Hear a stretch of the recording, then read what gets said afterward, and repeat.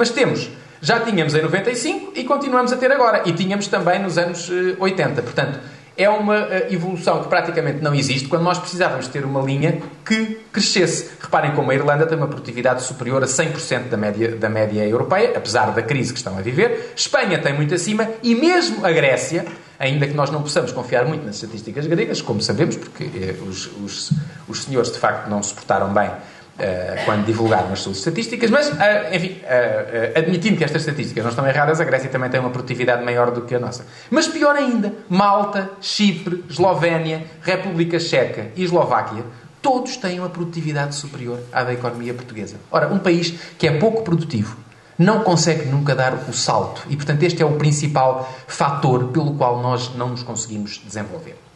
Isto, naturalmente, reflete-se na nossa qualidade de vida, no nosso nível de vida medido pelo PIB per capita. Reparem que estes números são do Fundo Monetário Internacional e mostram bem como o nível de vida em Portugal, desde 99, tem vindo sempre a decair. E o Fundo Monetário Internacional prevê que, pelo menos até 2015, esta trajetória se mantenha. É este fundo aprateado, que aqui está, a cinzento. Reparem como vamos ficar, já somos o país mais pobre de todos estes que aqui estão, que incluem Eslováquia, Chipre, Eslovénia, República Checa, etc. Se eu há 10 anos tivesse vindo aqui a contar-vos esta história, diziam, das duas uma, ou que eu era louco, ou que era uma brincadeira de mau gosto.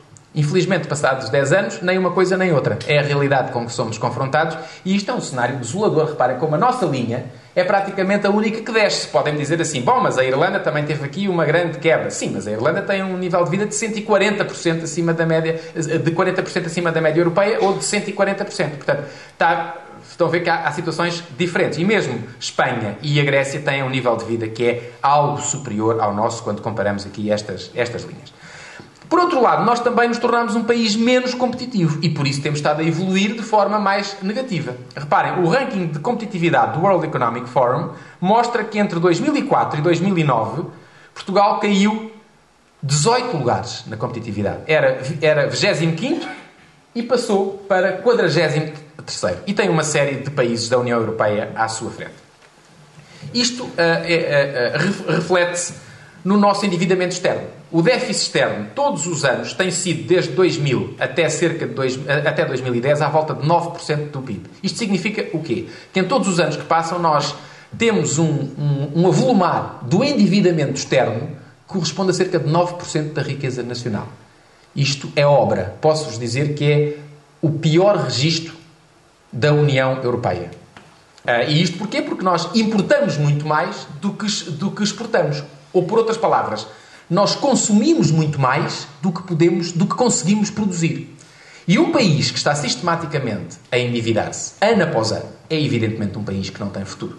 E este gráfico é absolutamente aterrador. Representa o nosso endividamento face à riqueza nacional. O endividamento do país face à nossa riqueza. Reparem que em 1996 era cerca de 10% da riqueza nacional. Em 2009, 111,5%.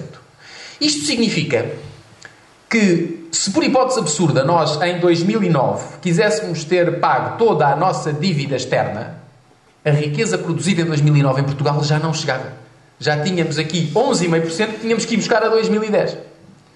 Portanto, estão a ver como... E a evolução dos últimos anos é absolutamente dramática, mostrando que Portugal não se adaptou não só à zona euro, mas também a uma economia global que é muito mais competitiva do que era há 10 ou há 15 anos atrás, com o advento das economias asiáticas, nomeadamente com a China e com a Índia, que estão a dar cartas a nível mundial, quer queiramos, quer não. Isto é, nós podemos até achar que é injusto, podemos achar que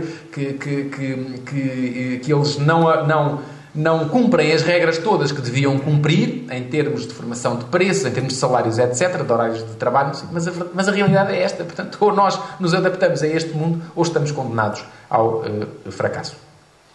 E aqui mostra uma fotografia estática do endividamento na União Europeia. Portugal tem o segundo maior endividamento da União Europeia. E devo dizer que temos ali um país, que é a Bulgária, que foram nossos amigos, porque de 2008 para 2009 ultrapassaram-nos. E, portanto, nós éramos os últimos, os búlgaros foram nossos amigos e estão em último. Podem dizer assim, mas então a Bulgária ainda está pior que nós. Errado, porque a Bulgária não tem praticamente endividamento público, só tem endividamento externo. Bom, já não é pouco o que tem. mas não tem endividamento público. Nós temos os dois. E reparem como no endividamento externo nós estamos pior, Portugal está aqui, estamos pior do que a Grécia. Claro que eles estão muito pior no endividamento público e por isso é que, efetivamente, Portugal não é a Grécia. E ainda bem que não é. Agora, nós temos que perceber que se não arrepiarmos caminho, podemos caminhar para a situação grega. Esse é que é o ponto fundamental. E não é o maior endividamento da União Europeia, mas é o maior endividamento externo da zona euro, onde a Bulgária não entra, portanto, enfim, tínhamos que ter um fator que fosse negativo. Isto, nos últimos anos, Portugal tem prosseguido uma política orçamental absolutamente errada. Repare-se como a despesa pública em percentagem do PIB, da riqueza nacional, tem vindo, se nós traçássemos aqui uma linha, ela é ascendente. A despesa pública, a despesa corrente e a despesa corrente primária. A despesa corrente são basicamente as despesas do dia-a-dia do Estado, os salários, as prestações sociais e outras despesas. E a despesa corrente primária é subtraindo os juros da dívida pública. Bom, o descalabro é de tal ordem que atingimos níveis máximos em 2009 e 2010 em cada um destes agregados. E com um nível de despesa pública que claramente é excessivo para o nível de vida de Portugal. Estes níveis de despesa pública seriam coerentes com, por exemplo, a realidade dos países nórdicos. Finlândia, Suécia, Dinamarca, Noruega, enfim, que têm outro padrão de vida e uma sociedade organizada de forma completamente diferente da nossa. Como é que isto tem sido financiado? À custa de mais e mais impostos. A receita total sempre a subir e a carga fiscal sempre a subir também, com exceção da crise, onde este alargamento entre receita e despesa deu origem ao déficit que aqui está, de 9,4% do PIB, o maior déficit desde os anos 60 em Portugal. O engenheiro Sócrates dizia em 2009, ainda o ano passado, para quem o queria ouvir, que estava para nascer o primeiro-ministro que tinha feito melhor do que ele com o déficit. Isto prova-se que quando as pessoas são precipitadas e não esperam pelo fim da legislatura, porque ele dizia isto em relação ao dado de 2007, mas afinal havia vida para além de 2007, havia 2008, havia 2009, e em 2009 o que os portugueses podem pensar é que está para nascer o primeiro-ministro que faça pior do que o engenheiro Sócrates com as contas públicas, porque esta herança é de facto muito, muito pesada, como nós estamos a ver com as medidas todas que estão aí a ser aplicadas. Eu digo que o maior problema está aqui nestas despesas de funcionamento, despesas públicas de funcionamento, que eu chamei de despesas com o pessoal das administrações públicas, mais os consumos intermédios. E que, reparem, em 86, o ano em que entramos para a União Europeia, pesavam 13,1% do PIB. E agora pesam 18,4%.